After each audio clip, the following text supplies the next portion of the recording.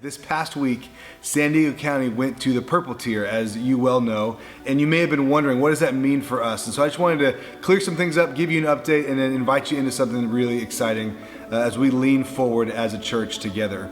As you know, as we go to the purple tier, the most restrictive tier in California, that has had a lot of people asking questions. What does that mean? What adjustments to businesses does that mean? And specifically for those of you that call Restoration Church home and you've been attending either our kids club or our in-person gatherings here in the parking lot, you might be wondering, does that change anything for us? And the answer to that, luckily, is no. We can absolutely continue to meet outdoors as we have, and this is what I want you to hear that's so important.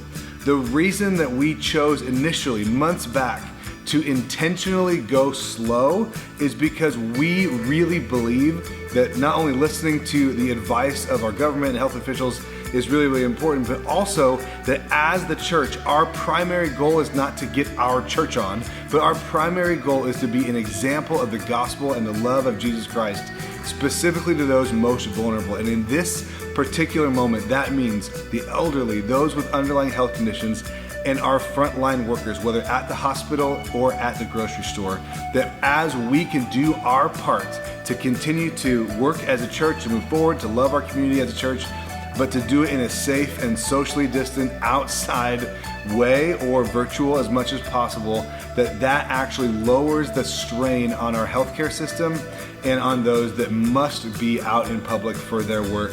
And it helps love them and keep them safe. And so that has been our goal from the very, very beginning.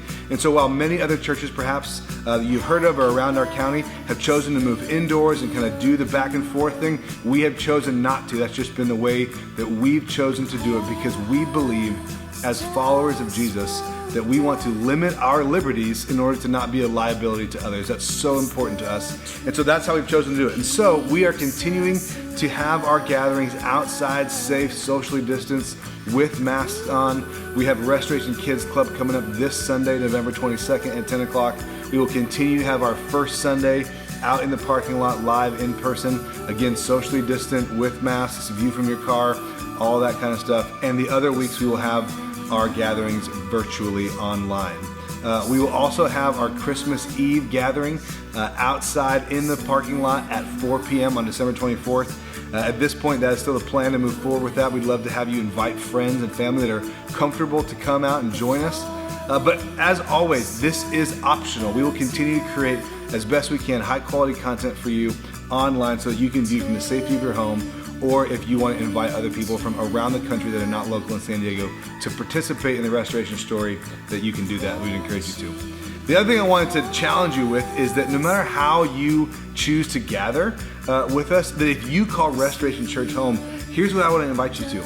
Let's lean in and participate together. We can tell that with moving to the purple tier in San Diego, simultaneously with news coming out of really promising results from tests of future vaccines, that while there is a lot to kind of work through, we are going to be in this space for a little bit longer. So I want to encourage you, let's wrap our minds and our hearts around that and remember our mission, right? Our mission is not to gather and to cling to our rights. Our mission is to empower all people to love and follow Jesus. And so if you call Restoration Church home, I want to ask you to consider doing two things. The first is I want to ask you that if this is your church home, I want to invite you to give. I know this has been tough economically, and many of us have had setbacks in our finances, but if you are in a position where you can, I want to encourage you to. And really the reason is twofold. One, Jesus said so, right? Jesus invited us to give. Even those that were considered poor in his day, he invited them to give, because this is not a transactional thing, right? In a culture that's built on I give when you give me something, this pandemic has tested churches and it's tested our church. But the model and the invitation from Jesus is not to give when I like the sermon or I like the experience or it's good for me. It's to give because I am grateful to God, as we've been studying together this past month. It's a way that I express my gratitude first and foremost to him, and it's an act of obedience, is to move through generosity. And so if you are able, I would invite you. We would love your support and your partnership financially. You can go to restorationchurchsd.com/give to set up one-time or reoccurring giving. We would love to invite you to do that if you call Restoration Church your home, so that we can navigate this next season together. The second thing is to find a new way to get involved.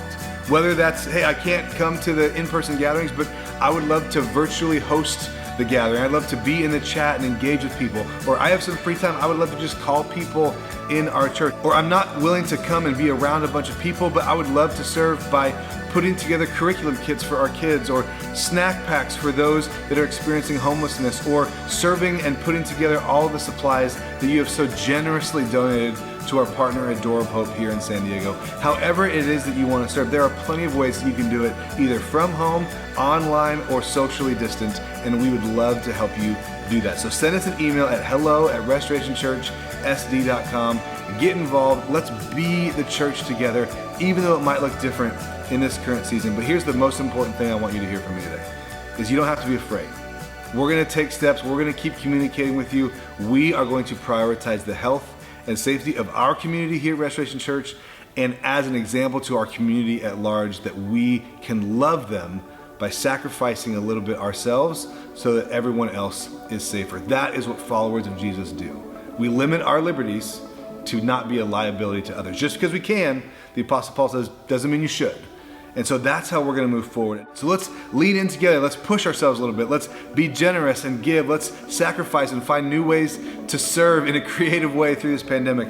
And let's see what God will do through our church in this last little bit of the craziest year of many of our lives, 2020. We love you. We're so grateful for you. Thank you for being a part of what God is doing here at Restoration Church. And we can't wait to see you soon, either online or in person.